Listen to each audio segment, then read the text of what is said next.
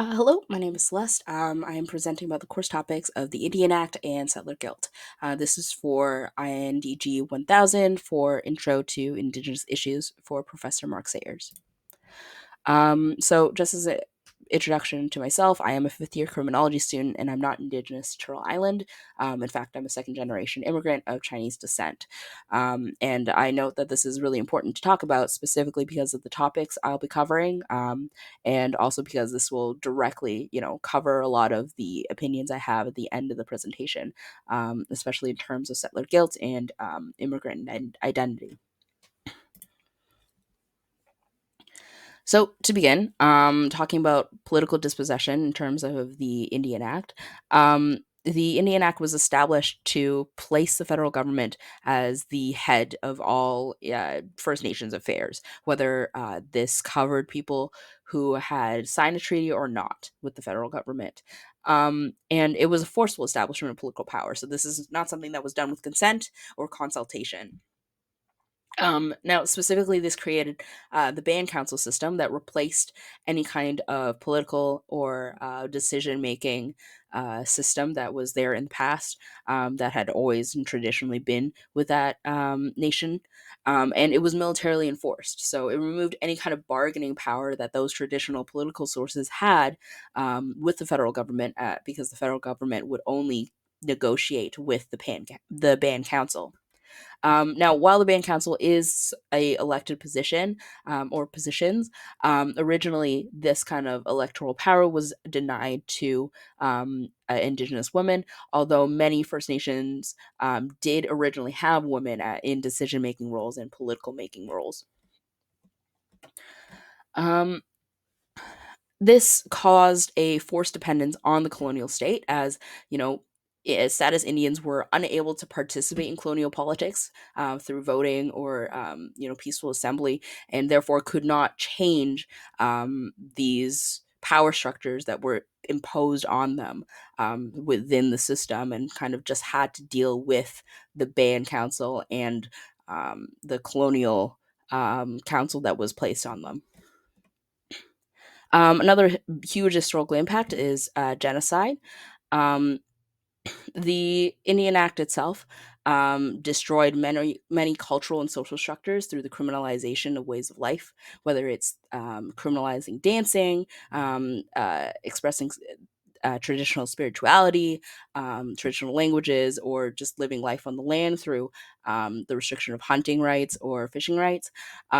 It caused an indignity and humiliation of having to sneak around to participate in the culture of your ancestors while living on your ancestors' land, and having to sneak around to try and teach this culture to the next generation. Um, Along with that, the separation from cultural and social ties included Indian agents who would rename indigenous children to have a colonial and Western names. The lack of, the loss of access to communities once a person lost Indian status. A lot of people could not return back to their reserves, could return back to see their communities and their families if they had moved away, or they had lost status through a different disenfranchising process. Um, a huge part of talking about the genocidal impact is residential schooling. Residential schooling did have additional cultural and social destruction, and especially the way in which it deliberately focused this destruction on young children had a huge impact on First Nation communities and Indigenous communities. It removed cultural markers, whether it was cutting off hair and destroying traditional clothing, destroyed, the passing on of culture and knowledge by isolating children from the people, from the elders, from the communities that would be able to teach them this, and also created serious mental harm to these children by institutionalizing them at a very formative age in their lives. Additionally, the residential schools were at best covering up severe abuse, whether it be physical, sexual, or emotional, from those who ran these schools, the churches, the nuns, and the priests who would administer this kind of schooling, and also allowed scientific experimentation on children through nutritional studies. And all of this schooling had a lot more to do about instilling a type of self-hatred of racial and cultural heritage, rather than any kind of uh, actual beneficial education, beyond the very basics. And this caused a severing of ties from their families, their communities, and their cultures, but also prevented indigenous these children from being able to fully integrate, fully assimilate into settler society either, and caused created this kind of third culture, children who didn't belong in either society, and couldn't feel a sense of belonging in either society. To talk about the historical impact of settler guilt, um, it treats First Nations people and Indigenous people as a bit of a hidden shame on on the country, because the existence of the Indigenous peoples threatens Canada's claim to the land and resources that it puts within its borders. And at the end of the day, it's a bit of a balancing act of trying to maintain and claim more control over the land, while still trying and being able to maintain this morally superior stance that colonial society, Western society, is better than the indigenous societies and cultures that were here before contact and had been for millennia beforehand.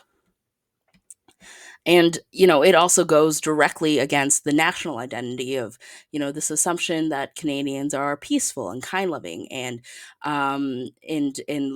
multicultural and righteous. And it's very difficult to try and maintain that identity in a national or international scale, without covering up the harmful conflicts and destructive properties that colonization has had on Indigenous peoples. To talk about contemporary issues, in the Indian Act continues to um, have an incredible impact on land, water, and food sovereignty, due to the dispossession of land and resources that it allowed.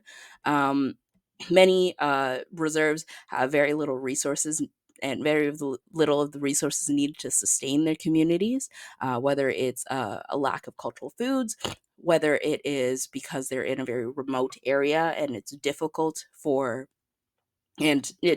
to get goods and services up there, and there is no infrastructure in place to get um, goods and services up there in a cheap and affordable way, or whether because due to resources, land dispossession, the area and environment around them has been tainted and destroyed. For example, reserves which have been boil water advisories for decades, oftentimes have been asking for, you know, uh, access to clean water for years and years and years from the federal government, and yet it's not, their pleas for help have not been prioritized in policy. Um, to talk about legal status was originally something that was enforced as a policy of assimilation, and although the kind of more acute and plain level of policy assimilation is no longer written down, it's still very much at the heart and the spirit of the way the Indian Act operates. There are many, many more ways to lose Indian status than there is to gain it. And the loss of status means that you very much lose a connection to community and culture, because losing status can mean a lose losing a way to access your community again, to access your elders, to be able to talk to your family, to be able to have legal ways to, live a traditional lives, whether it's through hunting or fishing or um, cultivating, gathering from the land. Um, and um, once culture is lost, that it's very difficult to try and regain that again. It takes a lot more effort than being able to grow up in it. Additionally, um, talking about legal status in women specifically, the Indian Act greatly holds a lot of importance in patriarchal ties. Status is held through men, typically. So, male lineages will keep their status that they were born with, whereas women with Indian status will lose their status depending on who they marry. If they marry someone who does not have status at all, they would lose status forever. And if they, married someone with status, their band membership, their band status would then switch to their husbands. And if their husband ever did leave them or died before them, they would find themselves without a way to um, have band status back in the one that they were born in, or to interact with the band that they had been in for the last um, countless years of their lives with their husband, with their spouse. Um, and while some of that has been rectified, there is still a second generation cutoff, specifically around women, where there is a division in types of status. And if the two mothers, two generations of women, had the lesser kind of status, number two status, the person, their descendant, would lose Indian status forever and not be able to pass it down to their children either. And at the end of the day, many Indigenous communities are still railing from the impacts of residential schooling in the 60s scoop. Taking children away from communities absolutely causes, incredible amounts of trauma to the child and to the families and communities. And, these actions were taken by the government under the assumption that, any kind of care provided by a colonial government through the residential schooling or being a crown ward would be much more beneficial than the care they would be receiving within their own families and within their own communities. And this assumption is still very alive and well within the child welfare system in Canada today. And there's still much higher levels of scrutiny to Indigenous families by the child welfare system. And Indigenous children are still at a much higher risk of being removed from the communities due to this assumption, due to this underlying belief.